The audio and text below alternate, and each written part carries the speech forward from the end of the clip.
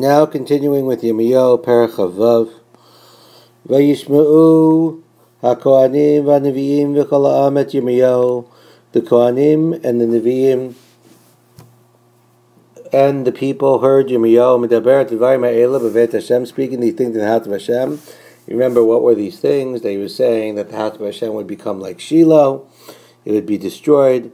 Vayhi Kalot Yirmiyahu L'Daber et Kol Asher Siva Hashem L'Daber. And when Yirmiyahu finished speaking everything Hashem commanded him to speak, El Kol Ha'am, to the people, Vayipesu Oto HaKohanim HaNevi'im V'Kol Ha'am Lemor, and the Kohanim and the Nevi'im and all the people captured him, saying, Mot Tamut, he should be put to death. So this is setting the stage for the trial. Now note the emphasis, twice repeated. Vayihik kalot Yirmiyahu l'daber at kol asher siva Hashem l'daber. Yirmiyahu ended speaking everything Hashem had commanded him to speak. The emphasis here, obviously, to tell us that Yirmiyahu was only saying what God told him to say. Therefore, obviously, he shouldn't be put to death, because that would be a travesty, a crime against Hashem. But that's not what the people are saying. The people cried to him, especially the Kohanim and Nevi'im, who were hurt the most. The Kohanim, because he's obviously predicting that the Beit Hashem, the Beit HaMikdash, will be destroyed. And the Nevi'im, because they're the false prophets, not the real prophets, who are countering what Yirmiyahu is saying. And now they're saying, Madua nibeit b'shem Hashem lemor, kishilo yiyeh bayit hazeh va'ir hazeh techar. Why did you prophesy in the name of Hashem, saying that this house will be like Shiloh? This house will be destroyed.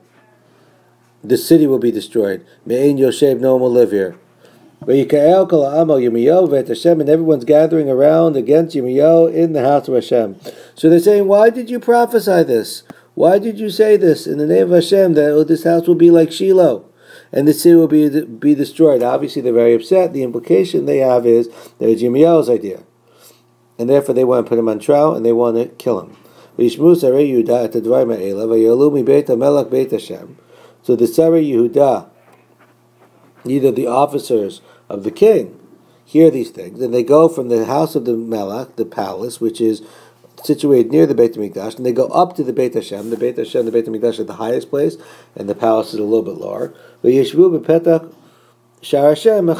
they sit in the new gate, in the entrance to the new gate, and you'll see that obviously, and we have this often in Nach, that when they're sitting by a gate, that's an indication of a court.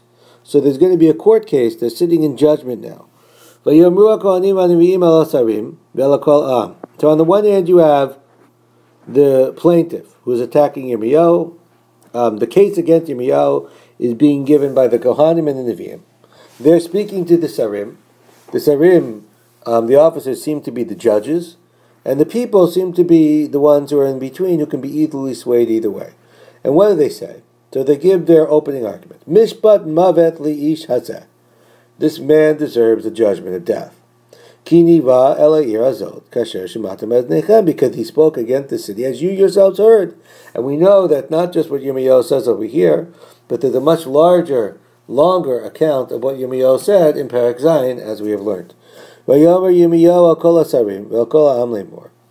And what's Yirmiyahu's defense now? Yirmiyahu is the defendant.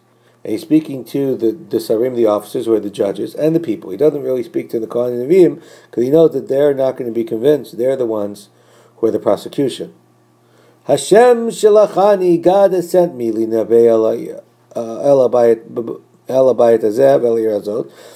give a prophecy to this city, and to this house, the Beit HaMikdash, and to the city. Everything you heard. God has sent me. In other words, what's the defense? If you want to kill me, if you want to be angry at me, you have to be angry at Hashem, because Hashem is the one who sent me. I'm merely a Navi. V'ata now, and he still holds out hope that they can change their ways. Hitivi darchechem aleichem. Mend your ways. V'shimu kol b'kol Hashem lokechem. Listen to the word of Hashem. V'yinachem Hashem al hara shedibar aleichem. Hashem will change his mind about the evil that he spoke to do. In other words, there's still hope. Hashem can still, Kabiyachol, change his mind. He doesn't really change his mind, but we can change. And if we change, this is the message that he's been given, then there's still hope. At this time, at the beginning of Yoyakim, there's still hope that this tragedy, this disaster can be averted. It's not over yet. V'ani hineni biyadchem. Asuli katov v'chayasha b'nechem. Yirmiyahu says, I am in your hands. Do me whatever good and straight, proper and just in your hands. In other words, he knows he's prophesying in the name of Hashem, and now it's up to you to determine what you want to do. Ak yodoah tedu, but surely know. Emphasis. Repeat it. You should surely know. Ki mimitim atem oti. If you do kill me, ki dam naki atem notnim alechem, you have innocent blood on you. This city will have innocent blood. In other words, if you think the prediction is bad now, if you kill me, you have innocent blood, the prediction can only become worse. Ki be'emet shelachani Hashem alechem, because truly Hashem has sent me to you, to speak in your ears, all these things. So Yirmiyahu has a veiled threat. On the one hand, he says that you can do whatever you want. Asuli katov kayasha beinechem. Do whatever you want. But if you do kill me, then you're going to have innocent blood spilled because Hashem really did send me. It's up to you to decide, to determine whether I'm telling the truth. And so we go next page. So now the tzarim, the judges, the officers, are going to speak to the kohanim and to the neviim and the people. But really, the tzarim and the nation and the judges, the officers, are speaking to kohanim and neviim. They've been swayed, and they say, "Ein li'ish hazeh mishpat mavet." This man can't be put to death. He's speaking in the name of Hashem. They're convinced. But the court case is not over. And so some of the Zikanim, some of the elders come to the defense of Yirmiyahu. And they speak to all the people, the gathered congregation of people, saying, and they give a proof. This is fascinating because this is the first time in Tanakh that the direct reference to a previous book of Tanakh as a proof. And they say, you know how we know that Yirmiyahu should not be put to death? We have legal precedent. Because Micha Marashti, the prophet Micha, also gave a prophecy. In the days of Chizkiyahu Melech Yehuda, this prophecy actually is in Micha chapter 3, at the end of the chapter, Paragimel of Micha, word for word, the prophecy that's going to be quoted. Vayomer, and this was in the time of Chizkiyahu. The time of Chizkiyahu, as we know, we're now in the time of Yoyakim. His father was Yoshiyahu. His father was Menashe the wicked. His father was Ammon. And his father was Chizkiyahu. So that was 4 generations earlier, about 100 years earlier, time of Micha, the time of Yeshayahu. And in this time, Micha gave a prophecy. Vayomer kol am Yehuda. More. And he said to all the people of Yehuda, saying, Ko amar Hashem Tzibakot, Tzad Hashem, Sion Sadet Echaresh. He gave a prophecy very similar to Yirmiyahu's prophecy against Jerusalem, against the Arei Yehuda. He said that Sion would be plowed like a field. Yerushalayim iyim tiyeh, and Yerushalayim would be destroyed. V'har abayit Lebamot would be scattered. Bahar Abayit Lebamot Yar, Lebamot Yar, and the Har Abayit would be like Bamot, scattered as well. So let's just look at that prophecy a little bit. What was the prophecy exactly that Micha said?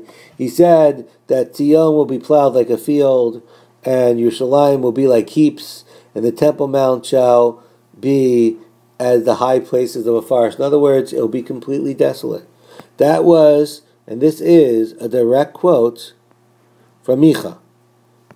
It's Micha Perek Gimel. You should look it up, please. Look up Micha Perek Gimel, the end of the Perek. And you'll see, if you look up over there, you'll see almost the same. And so, continuing with this, did Chizkiyahu, the king of Yehuda, and did all the people of Yehuda kill Micha? Hello, Yareyat Hashem. They feared Hashem, Vayichalat Pnei Hashem, and they trembled in the face of God. Vayinachem Hashem al ha'ra'ah asher dibar alechem. Hashem did change his mind. Sion was not destroyed. Yerushalayim did not become fields. Har Habayit did not become forests. V'anachnu osim ra'ah gedolah nashotechem. We're doing a bad thing to ourselves. In other words, all you have to do is listen to the prophecy there and see what happened. Micha gave a prophecy, and instead of putting him on trial, the people listened. Chizkiyahu listened, and they changed their ways. And Hashem did change his mind. So that's the proof that Yirmiyahu is in fact right. V'gam ish haya mitnabeh b'shem Hashem. Now we have, this is really a transition. The Nevi'im and the Kohanim, the false prophets and the Kohanim, are not given up yet. And they say, no, we have another proof, a proof against you. This is the proof that we only have referenced over here. It's not elsewhere in Tanakh.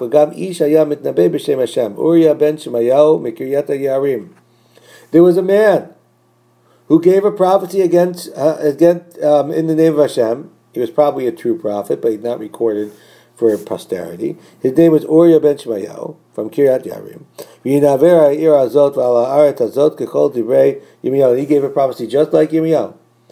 And it was the same exact time period, right at the beginning of Yoyakim. And what happened? Yoyakim and all his soldiers and all the officers heard his word. And they wanted to kill him. And Uriah heard. He got afraid. And Uriah ran away. So this Uriah, who had given this prophecy, similarly, that against Yerushalayim, because of their evil deeds, they tried to kill him, Yoyakim and the soldiers and the Sarim, and Uriah ran away to Egypt. Vayishlach melech Yoyakim anashim Mitzrayim, and the king Yoyakim sent men to Mitzrayim. Et el Natan ben Akbar v'nashim ito. El Natan ben Akbar, one of his main officers and men with him, to Mitzrayim. Vayitzu Uriah melech Mitzrayim. What did they do to Uriah? They took him out of Egypt. Vayivu al melech Yoyakim. They brought him to the king. Vayakeu b'cherev, and they killed him with the sword. Vayishlach et nivlato el kivrei b'nei ha'am, and they sent his body to the graves of the people. So we have two different countering arguments. On the one hand, we have what happened at the time of Micha. Micha gave a prophecy, the people listened, and he wasn't killed. But they're counting about, look what we did to Uriah ben Shemayahu. He gave a prophecy, we did kill him. So we should kill Yirmiyahu too. And what's going to happen? Meanwhile, Yad Achikam ben Shafam Haitat Yirmiyahu. Meanwhile, we have a new player, Achikam ben Shafam. Remember that name because it's going to become very important later on. Achikam ben Shafan. You remember Shafan was one of the people who found the scrolls way back when. Achikam, his son, heard. Achikam, his son, had a hand. Haitat Yirmiyahu with Yirmiyahu lebilti tate oto biyad ha'am lamito. He was the one who went and saved Yirmiyahu, so Yirmiyahu wouldn't be killed by the people. So the court case is inconclusive. It ends in a draw. On the one end, we have Micha, who gave a prophecy. We know Micha. He gave a prophecy in Nach, and the people listened. On the other end, they counted that Uriah gave a prophecy, and Yoyakim killed him.